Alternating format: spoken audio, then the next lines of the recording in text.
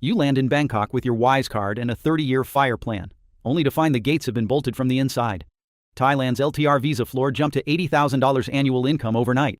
Indonesia capped its digital Nomad visa at proven high-earning remote workers only.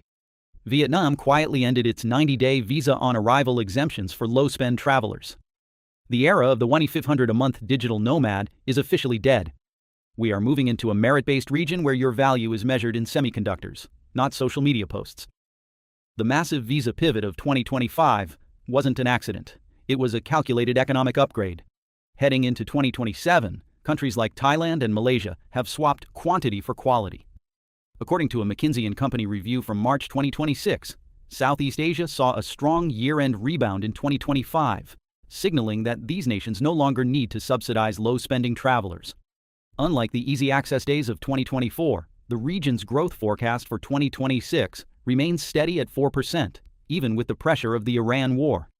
These governments have realized they can be picky. As Nomad Capitalist has pointed out, Malaysia's residence program underwent big changes to target 7- and 8-figure entrepreneurs, rather than freelancers.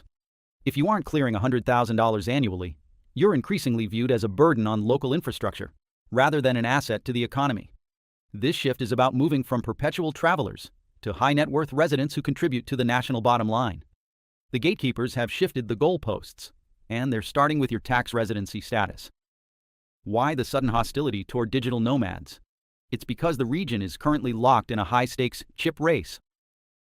According to The Diplomat in March 2026, Southeast Asian nations are competing fiercely to become global semiconductor hubs. This requires massive capital and highly specialized talent. Consequently, Vietnam and Thailand have pivoted toward golden visas and merit-based citizenship for those who can help win this tech war. They aren't looking for slow travelers anymore. They want tech talent that moves the needle on GDP. We're seeing a trend where entry-level nomad visas are being replaced by investment-based passports. For instance, Cambodia has clarified its paths to citizenship specifically for those willing to invest in the country's development. The cost of entry is rising. By 2027, your ability to stay in Southeast Asia will likely depend on whether your remote work involves high-level engineering or capital management rather than generic consulting.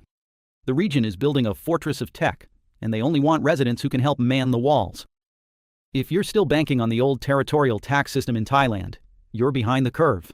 Post-2024 reforms have fundamentally changed how the Thai Revenue Department views foreign-sourced income. Previously, you could legally pay 0% on offshore earnings if you brought them in during a different calendar year. That loophole has been slammed shut. As we move through 2026, Thailand is hungry for revenue to fund its Silicon ambitions. This means if you spend 183 days in the country, you are now a tax resident, and they want a piece of your worldwide income. For Americans, this complicates the Foreign Earned Income Exclusion, FEIE. While the IRS allows you to exclude up to $126,500 of earned income, as of 2024, you must maintain a legitimate foreign tax home. If Thailand starts taxing your global dividends, your FIRE timeline just got 25% longer. If this is saving you money, hit like. It helps more nomads find this channel. You must look for jurisdictions that still respect territorial boundaries, or you'll find your geo-arbitrage math completely broken by 2027. Nomadism is becoming more expensive because the world is literally running out of fuel. In April 2026, the IEA warned that Europe could run out of jet fuel in just 6 weeks. This global supply chain crunch has sent airfares into the stratosphere. For the digital nomad, the old strategy of frequent visa runs is now an ROI disaster. This volatility is driving a massive shift toward midterm rentals.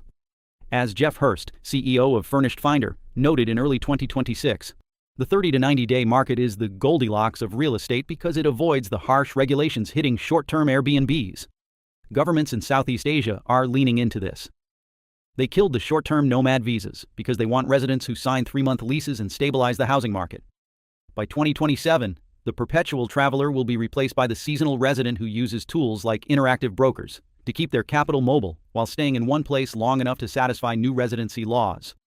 Your home base will be determined by where you can afford the landing fees, not just the cost of living. In May 2026, a new variable entered the nomad equation, the hantavirus outbreak. As reported by Time magazine, the outbreak had spread to 14 countries by late April 2026, triggering emergency border health screenings at a minimum of 3 Southeast Asian entry points within weeks. This isn't just about public health, It's a filter. Southeast Asian nations are using the outbreak to justify more restrictive visa policies and the rollout of digital ID systems. Expect to provide more than just a bank statement for your 2027 applications. You'll likely need comprehensive international health insurance, not just a basic travel policy like Safety Wing, to meet the strict residency requirements of the new high-end visas. These policies can cost upwards of $500 a month, acting as a financial barrier that keeps budget travelers out. Governments are using health and security protocols to ensure every foreigner on their soil is accounted for and contributing a minimum monthly spend to the local ecosystem. The under-the-radar nomad lifestyle is being phased out in favor of fully transparent vetted residents. The countries weaponizing health protocols as visa filters are exactly the ones you should be planning to leave. Here is where the arbitrage has moved instead. The smart money is moving toward the Middle East and Latin America. While Portugal effectively killed its traditional golden visa for investors, new merit-based paths are emerging in the UAE and Serbia. Thousands are upgrading to UAE golden visas because they offer 10 years of stability despite regional conflicts. If your income is in the $50,000 to $150,000 range, you should be looking at Paraguay.